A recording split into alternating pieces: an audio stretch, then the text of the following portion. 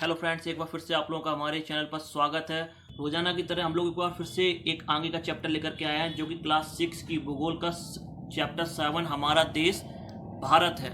आज हम लोग इसके बारे में पढ़ेंगे। अगर आप लोगों ने इससे पहले की वीडियो नहीं देखे हैं तो उन्हें आप हमारे चैनल पर जाकर के देख सकते हैं, और आगे की वीडियो को देखने के लिए हमारे चैनल को सब्सक्राइब करो। चलिए आज पढ़ते हैं चैप्टर 7 हमारा देश भारत। आप लोगों ने ज़्यादातर प्रायद्वीप शब्द को भी सुना होगा ना। प्रायद्वीप शब्द क्या है, इसके बारे में यहाँ पर लिखा हुआ है। प्रायद्वीप स्थल का वह भाग जो तीनों तरफ से जल से घिरा रहता है, उसे क्या कहते हैं? प्रायद्वीप कहते हैं। ठीक है, चलिए आगे की तरफ बढ़ते हैं। भारत एक बहुत बड़े भौगोलिक विस्तार वाला देश है। उत्तर में है हिमालय के ऊंचे शिखरों से, पश्चिम में अरब सागर, पूरब में बंगाल की खाड़ी एवं दक्षिण में क्या है? हिंद महासागर भारतीय प्रायद्वीप के तटों पर लहराते हैं। भारत का क्षेत्रफल 32.8 लाख वर्ग किलोमीटर है। उत्तर में कश्मीर से दक्षिण में कन्याकुमारी तक इसका विस्तार कितना है? 3200 किलोमीटर है। कितना है? 3200 किलोमीटर।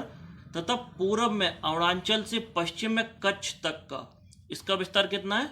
2900 किलोमीटर है। ऊंचे ऊंचे पर्वत, भारतीय महामरुस्थल जो कौन सा है? थार का मरुस्थल, उत्तरी मैदान, असमान पहाड़, पठारी सतह, तटीय भाग एवं द्वीप समूह स्थल रूपों की भिन्नता को दर्शाते हैं। यहाँ जलवायु, वनस्पति, वन्य जीवों के साथ साथ भाषा एवं संस्कृति में बहुत भिन्नता है ना। यह भिन्नता में भी हम एकता को पाते हैं, जो हमारी परंपराओं में दिखती है। यही कारण है कि हम एक राष्ट्र से बंधे हुए हैं। वर्ष 2011 से अब तक भारत की आबादी 120 करोड़ से अधिक हो चुकी है। यह चीन के बाद विश्व का सबसे अधिक जनसंख्या वाला देश है। भारत की स्थिति के बारे में जानते हैं। भारत उत्तरी गोलार्ध में स्थित है। कर्क रेखा 23 डिग्री 30 उत्तर देश के लगभग मध्य भाग से होकर के गुजरती है। हमने अभी पिछले चैप्टर में देखा था ना, चैप्टर 5 में, दक्षिण से उत्तर की ओर भारत की मुख्य भूमि का विस्तार 8 डिग्री 4 उत्तर तथा 37 डिग्री 6 उत्तर अक्षांशों के बीच है।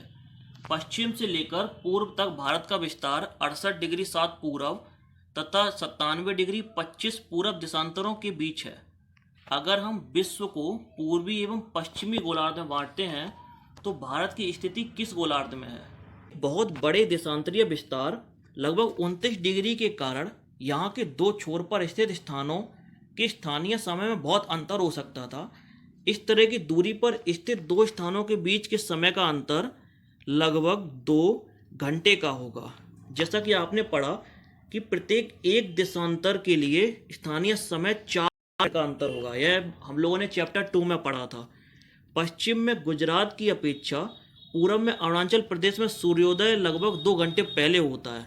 आप पढ़ चुके हैं कि 82 डिग्री 30 पूर्व देशांतर के स्थानीय समय को भारत का मानक समय माना जाता है। इस यामयोत्तर को भारत का क्या कहा जाता है? मानक यामयोत्तर भी कहा जाता है। आप पढ़ते हैं भारत के पड़ोसी देशों के बारे में। 7 देशों की स्थलीय सीमाएं इसकी सीमाओं से जुड़ी हुई हैं। चित्र 7.1 में इन देशों का नाम पता करिए। हमारे पड़ोसी देश कौन कौन से हैं? म्यांमार, बांग्लादेश, भूटान, नेपाल, तिब्बत, पाकिस्तान, अफगानिस्तान, और नीचे की तरफ देखिए श्रीलंका और मालदीव भी हमारे पड़ोसी देश हैं। इसके बाद नीचे की तरफ बढ़ते हैं तो लिखा हुआ है भारत राजनीतिक मैप दिया हुआ है। भारत का राजनीतिक मैप दिखाया गया, जिसमें दिखाया गया है कर्क रेखा भारत के मध्य से होकर गुजरती है। इनमें कौन कौन से प्रदेश पड़ जाते हैं? पश्चिम बंगाल, झारखंड, मध्य प्रदेश, गुजरात, छत्तीसगढ़, है ना। इसके बाद चलिए नीचे की तरफ बढ़ते हैं। समस्त प्रदेशों को दर्शाया गया है इस फिगर में। नीचे की तरफ चलते हैं। इनमें से कौन कौन से देश हैं जिनकी सीमाएं समुद्र से नहीं जुड़ी हुई हैं?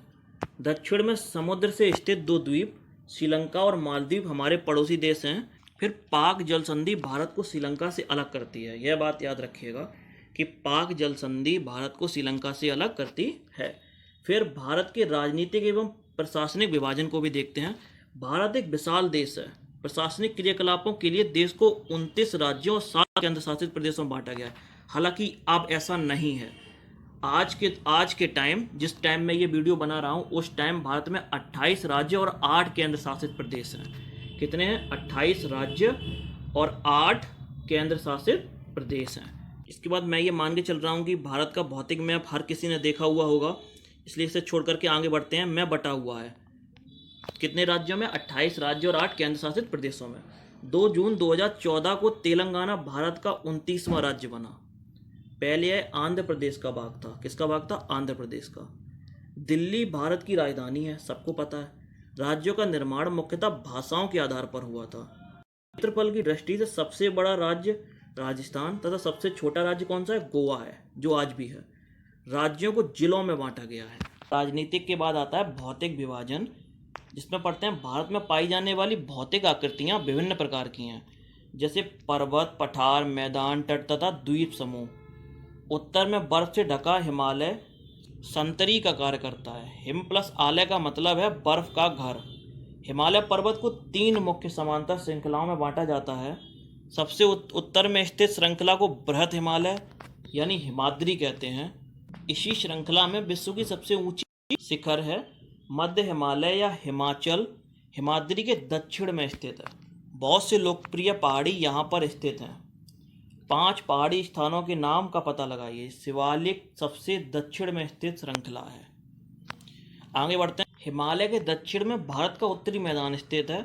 यह मैदान समतल तथा सपाट है। और यह बात मैं भी बता दूं कि भारत के उत्तरी मैदान में सबसे ज़्यादा जनसंख्या घनत्व भी मौजूद है। यह मैदान सिंधु, गंगा, ब्रह्मपुत्र तथा इनकी सहायक नदियों के द्वारा लाए गए जलोढ़ निक्षेप से बने हैं।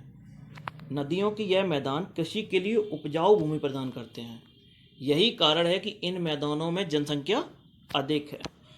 फिर आता है भारत के पश्चिमी भाग में भारतीय मरुस्थल स्थित है। यह शुष्क तथा गर्म तथा रेतीला स्थल है।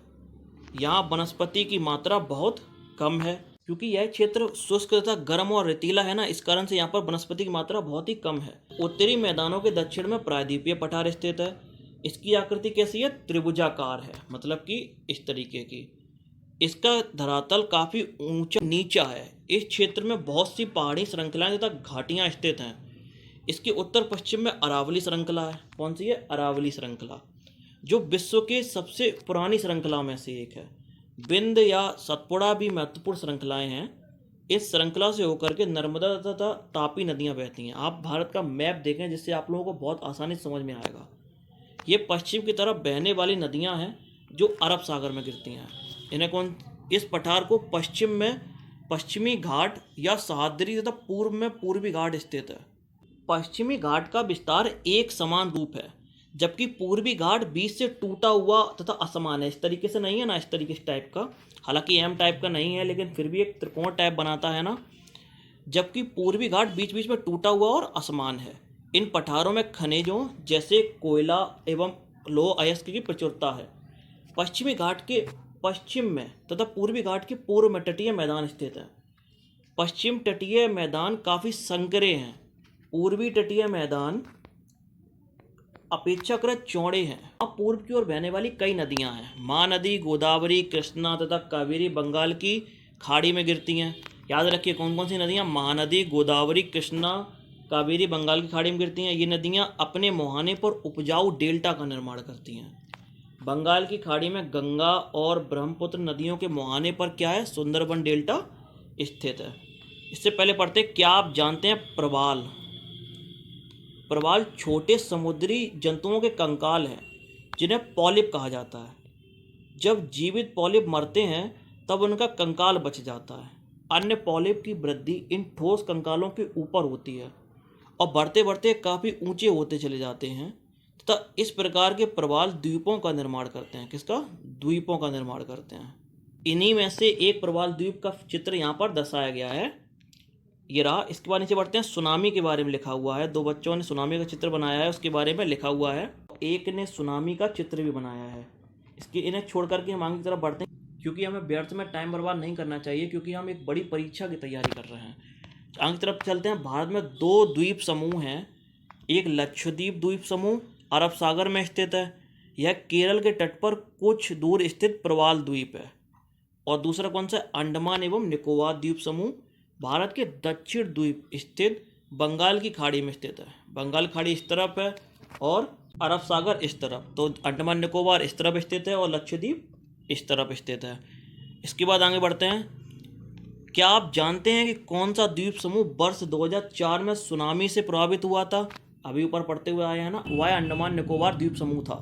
समाचार पत्रों तथा लोगों के बातचीत करके जानकारी प्राप्त कीजिए कि जब सुनामी भारतीय तट से टकराई थी तो किस प्रकार लोगों ने अलग अलग तरीके से इस चुनौती का सामना किया था। सुनामी एक विशाल सागरीय तरंग है जो समुद्र तल पर भूकंप के कारण उत्पन्न होती है। इसको पता रखिए, इसको याद कर लीजिए। बाकी का तो इस यहाँ पर इतना इम्पोर्टेंट नहीं है, लेकिन ये बात याद रखने योग्य है कि सुनामी एक विशाल सागरीय तरंग है जो समुद्र तल पर भूकंप के कारण उत्पन्न होती है। इसी के साथ ये चैप्टर समाप्त होता है। मिलते हैं अगली वीडियो में। अगर वीडियो पसंद आई हो तो वीडियो को लाइक और चैनल को सब्सक्राइब जरूर करिएगा। थैंक